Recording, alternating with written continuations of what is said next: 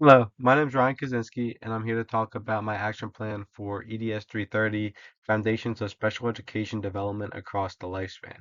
So, for my clinical hours, I was placed in a seventh grade math special education classroom with six students, two of which had disabilities. One had ADHD, and one had an intellectual disability.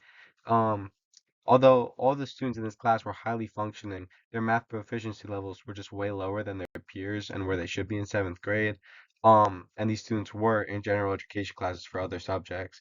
Um, so for my um action plan, I created a fun and interactive Math Jeopardy game where I had six different categories, five questions in each category. Some were just simple, like adding and subtracting integers, some were multiplying, dividing, some were one-step equations, two-step equations, like etc. And then the 100 point question was easy, the easiest one in that category, and then the 500 was the toughest, just like the game show Jeopardy.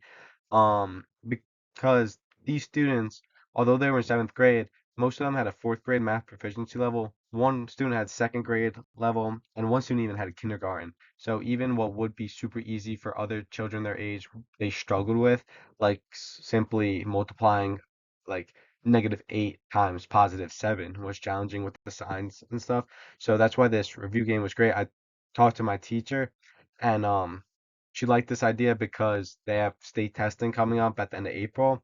So these games were a nice like review, although like they focused on what they were currently learning, they also focused on what they learned over the course of the year to help prepare and study for the state test coming up. But yeah, and then towards the end, I created to mix up to change it up from Jeopardy a little bit. I made a Gimkit game, which is same. I used the same content, same kind of math equations, same categories, and I just put those questions into Gimkit, and then you could play different games like a fishing game, a tag game, soccer game. One's kind of like a battle royale, but you in order to like say kick the ball or move, you have to answer math questions to get stamina and it's like a different way for students to have fun while still practicing their math, learning their math. And yeah, so this was a great experience as I did the 15 hours with this class and doing this action plan. And I'm gonna take this knowledge that I learned to see what works in the future, what doesn't. I know this will change by subjects, by age, by grade level, but these students really enjoyed seeing me each time I went in and also playing these games. So it's definitely something that when I'm in my classroom in the future, I'm definitely going to try to incorporate. And yeah, it was overall a great experience.